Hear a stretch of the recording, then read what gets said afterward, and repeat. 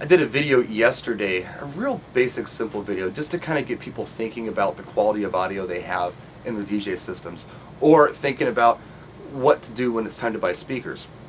I used two extreme examples.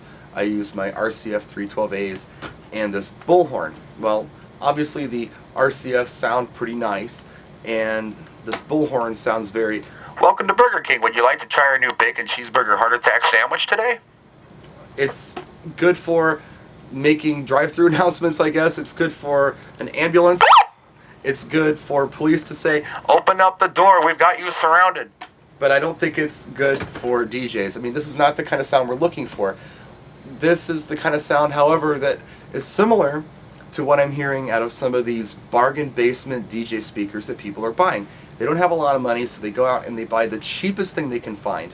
Sight unseen, they haven't heard it, they order it through a catalog, and they end up with something that is actually painful to listen to. Your audience isn't even thinking about what you're playing. They're just thinking about how badly it's hurting their head that you even have this system on. And I'm not trying to say that the more money you spend on a speaker, the better quality you get. That's not what I'm saying. What I'm saying is that there's an obvious too good to be true price point out there for speakers. $150 for a pair of powered speakers is ridiculous. $200 for a pair of powered speakers is ridiculous. You're not going to get good audio this way. It's very inexpensive to produce something that sounds like this, because this cost me $9.99, and it's a little more expensive to produce something like the RCF or the Bose or the Qsc K-Series or whatever you might have, the JBL Eons. That's what I'm talking about. I'm not talking about going out and trying to buy some PA system for $20,000. I'm just talking about just trying to be smart about it. Yeah, it's inexpensive, you can step into it right away, but you know what? It can sound absolutely awful. You don't want to do that. And there's more to good audio than just your speakers, but that's another video. Today what I want to do is talk about some of these other speaker brands. Because with speakers, I guess, it's kind of like anything else. I own a Chevy, so I have nice things to say about Chevy. And I'm not going to badmouth Ford, but some people do. Some people are like super Chevy people. They have little pictures of little boys in the back windows of their Chevy trucks peeing on a Ford emblem or a Dodge emblem or something. You've seen that stuff. The rednecks have that. They're hardcore Chevy guys, or hardcore Ford, or hardcore Dodge, or whatever you drive. I think sometimes speaker guys are like this too. The biggest guys, the biggest, I guess, violators of this would be the Bose owners, especially those guys who have the L1s. Those guys are sometimes, they're like a cult sometimes. Yes, the L1 system, it sounds very nice. The problem I have with it is that it's not really designed for us. What this system is designed to do is, number one, be compact, and number two, to spread sound evenly throughout the room, which has its applications. Like, let's say that you are a musician who plays coffee houses or small jazz clubs. This is perfect for you. But when you're a DJ, you're usually trying to achieve something a little different. You're trying to create hot spots on your dance floor, which is where things are loud and full, and then conversation areas in other parts of the room. And I don't feel like that the L1 system achieves this. And the other thing that is kind of bothersome about this system is the price tag on it. You're looking at, it's somewhere between $2,000 and $3,000 for one of these sticks. And most of the people who run these run them in multiples. They'll have two, sometimes four. I've seen pictures of people have four of these things. That's a lot of dough for us to spend. And another problem I have with them is they take a long time to set up. You've got separate subwoofers, basses, several sections to the stick itself, and of course you've got power cables, and you've got bags you got to pack them and unpack them into. It's a heck of a lot easier to set up a tripod and stick a speaker on top of it than it is to go through all that.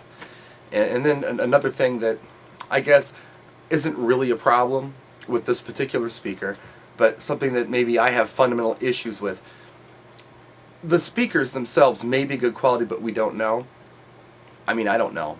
Because what they're really doing to produce this sound is something called digital signal processing. And the digital signal processing they're using to produce this sound is genius.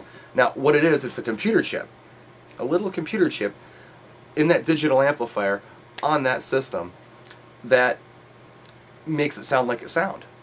It does reverbs and delays and echoes and all kinds of EQ settings on these speakers. It's like a dance. It's magic. It's amazing what they've accomplished. The people who built this DSP system are absolute geniuses. But what that tells me is that the speakers themselves aren't necessarily the best quality speakers. You've obviously got Bose is a good name, and the price point's way up there, so they're spending money somewhere. The amp's great. The DSP and the research done on it is amazing. The design on it probably costs, most of the price you pay for the thing. But yeah, I don't know. I'm old school in a way. I mean, I just went powered speakers, but I'm a strong believer in good stuff in, good stuff out, which is a good amp and good speakers. I like that, and I don't want to be tricked by DSP, I guess.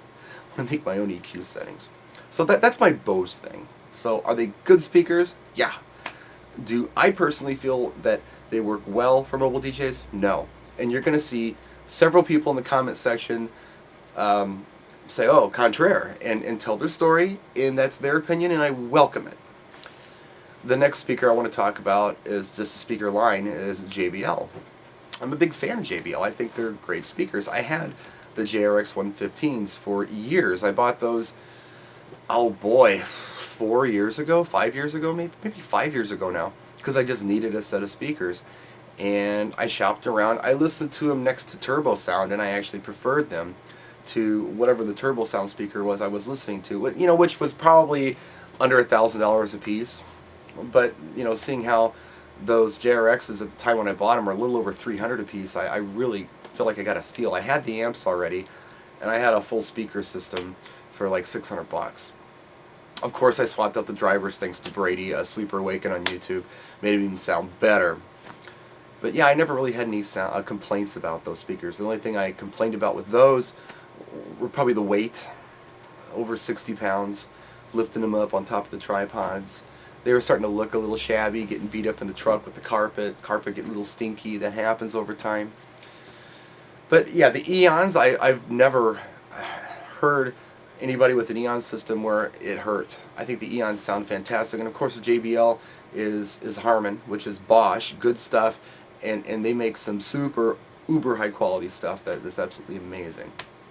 So I haven't really had a lot of experience with the new powered speakers that JBL's making. I know people who have them and they really like them. And Jay Brannon, he's got a pair of those and he really likes them. I mean, I've heard them at shows, but I really haven't had a good quality real sound test with them. But yeah, they seem alright. So I like JBL, it's good stuff. The Qsc K-Series, I want to talk about these a little bit. These are probably the most popular speakers out there right now. They sound really nice. They're small, and initially when you turn them on, you just get blown away because you hear all this bass and coming from this little box, and it's clear and spreads, and well, that's why people buy them. The problem I have with them is similar to the problem I had with the Bose with the digital signal processing. This is definitely happening with Qsc. I mean, we know the amp's Qsc because Qsc makes amps. But who makes these speakers? I don't know. Does anyone know? Are they any good? We don't know. And then I'm hearing distortion in this system after about 15 or 20 minutes of, cranking it. I'm not talking about casual listening. I'm talking about cranking it. At 0 dB on the mixer, with those speakers, the volume turned up, I'm hearing distortion, and I can't have that at a gig. So for that reason, I don't recommend those speakers. Another brand, PV. People talk about PV a lot. I've had one experience with PV. I took a set out for a gig. I borrowed them for a casino gig one time, and unfortunately, immediately, my whole crowd were going like this. They were harsh. I wasn't a fan of them, and I guess, I don't know. I don't know all the different PV brands or PV model numbers out there, The particular set that I used, I wouldn't do it. I wouldn't go there, guys. Just from that. And unfortunately, the one speaker spoiled it for the whole product line. But we have so many other speaker choices out there. I'm saying maybe try something different. I wouldn't go there. And I think they're probably budget speakers, which again goes back to, you know, our whole megaphone theory. And they did kind of sound like this. So those are my opinions on some speakers. I don't even know if I'll post this video, but I wanted to throw it out there. And there are a lot of other speakers out there that people are using and they like. And for my money, I will still say that those RCF Art Series 312As are amazing. For $4.99 a piece, I'd put them up against any of the speakers that I talked about, and they sound just as good or better. So anyway, that's that. And I want to do more videos on audio. I want to do some stuff about what's behind your speakers, your components, and why this is important. And I also want to talk about your music files and why it's important to have good music files too. So until then, practice and enjoy.